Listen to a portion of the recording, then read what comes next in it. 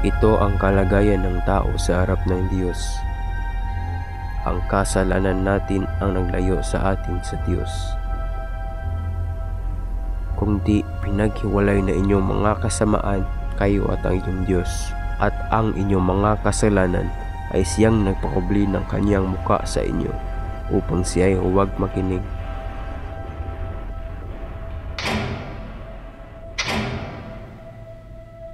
Filosofiya, moralidad, mabuting gawa, pera, tradisyon, relihiyon. Nagsikap tayo upang maabot natin ang Diyos sa ating sariling paraan. Kaibigan, ang paraan natin na hindi tatanggapin ng Diyos dahil sa ating mga kasalanan. Tunay na walang matuwid sa lupa na gumagawa ng mabuti at hindi nagkasala, sapagkat ang kabayaran ng kasalanan ay kamatayan.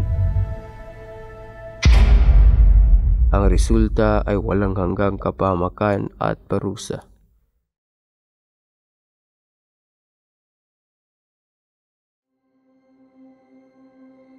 Ngunit hindi ito ang kalooban ng Diyos.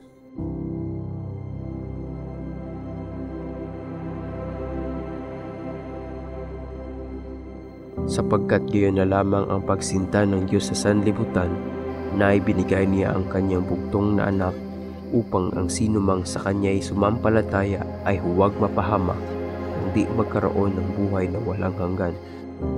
Sapagkat nang tayo ay mahina pa, ay namatay si Kristo sa kapanahunan dahil sa mga masama.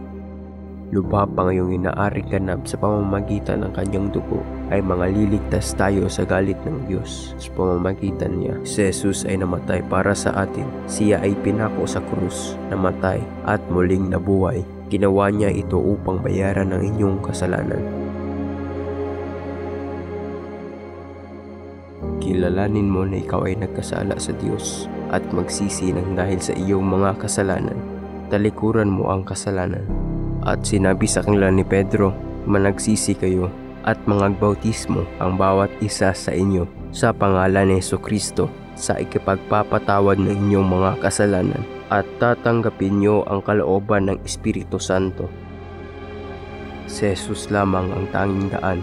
Sinabi sa kanya ni Jesus, ako ang daan at ang katotohanan at ang buhay. Sino man ay di makaparoroon sa Ama kung di sa pamamagitan ko.